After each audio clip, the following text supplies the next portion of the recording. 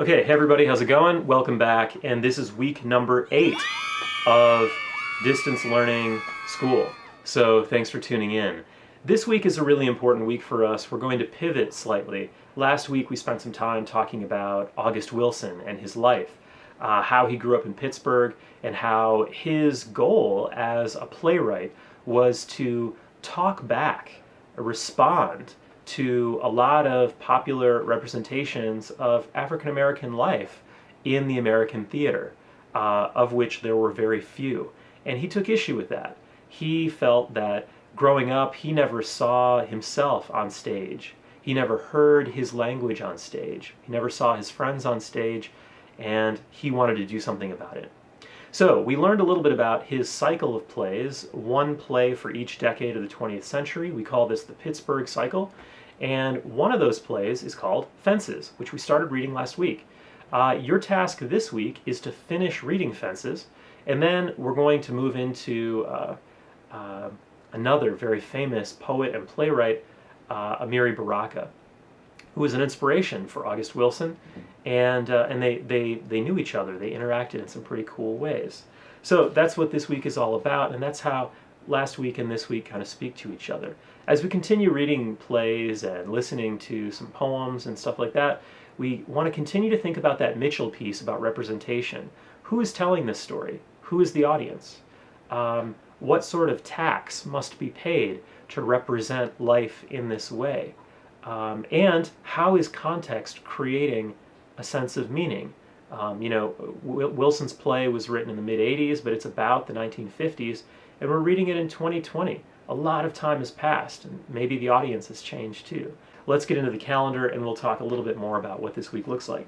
Okay, so week number 8, your task for today is just to finish reading Fences. You're also going to complete the response assignment. You're going to respond to some questions. You're going to post your thinking to Turnitin.com. Now, for those of you who have already finished Fences, if you've seen the movie, you're still absolutely equipped to respond to those questions. The movie is very similar to the play. It's almost identical.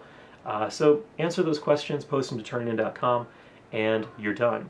Now, of course, if you have any other favorite parts or even questions or comments, reactions to the play, post them to the group chat because we'd love to hear from you. Now, for Wednesday's class, we're going to take this experience of reading Fences. We're going to take what we know about Wilson's life, and we're going to compare it to another poet/playwright. This is a man named Amiri Baraka. The first thing that I'd like you to do before you research him or do anything is I want you to watch a video of him reciting a poem. The poem is called Why Is We Americans? As you're listening to this poem, you may hear some very familiar names, especially W.E.B. Du Bois, whom Baraka refers to as the good man Du Bois. So I want you to watch this video of him performing this poem. And at the beginning, he begins with a jazz scat. He starts singing, and he's like, ba-doo-doo, ba-dee-dow, ba-dee-dow, ba-dee-dow. I'm still going. Boop, boop, boop, boo, booty, buddy, boo, boo, boo. Now, this is a very unusual way to start a poem. You might ask yourself, what on earth is this guy doing? And what he's actually doing is he's singing a very popular jazz tune by arguably the greatest tenor sax player of all time. We are talking about Mr. John Coltrane. Now, if you're interested in listening to this song in its entirety, the name of the tune is Equinox. And if you're a jazz fan, this probably is really exciting because this is a big song by, again, a very, very famous saxophone player. So Baraka begins with Equinox, a moment when daytime and nighttime are exactly equal in length. This idea of day and night being equal, equinox, this moment of equality, that's the entry point of this poem. Why is we Americans? Powerful stuff. So anyway, watch this. It's great. When you're done, I want you to read an essay that Amiri Baraka wrote in the early 1960s. It's a very controversial essay called The Revolutionary Theater. Now, Baraka, just like August Wilson, was frustrated because he didn't see people that he knew. He didn't hear voices that he was familiar with on the American stage.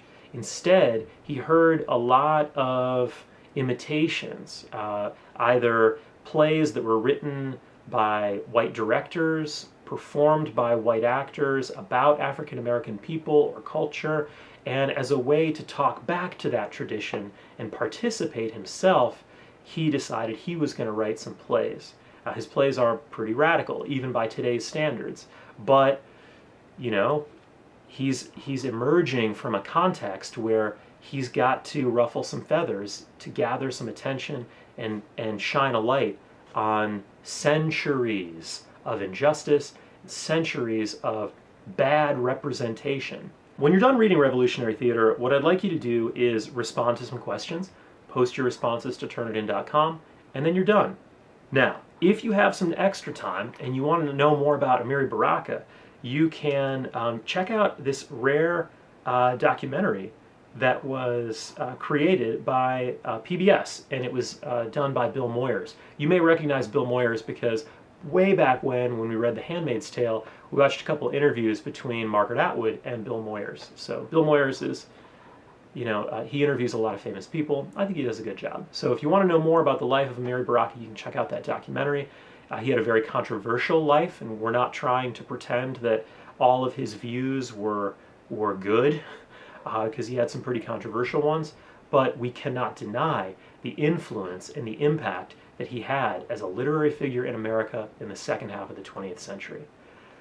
All right, so we spent a lot of time talking about Amiri Baraka and August Wilson, the relationship that they had, and the differences and similarities that they possessed in their representation of African American life on the American stage. So you're going to check out all this stuff this week. If you have any questions, post into the group chat. I look forward to this. I think this stuff is complicated, but it's exciting, and it's also really important. So yeah, I thank you again for your continued attention, your continued energy. I know the weather's getting nice, and we probably have a lot of other things that we'd like to be doing, so I acknowledge you. I appreciate you. Thanks a lot. Until we see each other again, be good to yourself, be good to everybody else, and we'll see each other in the next one.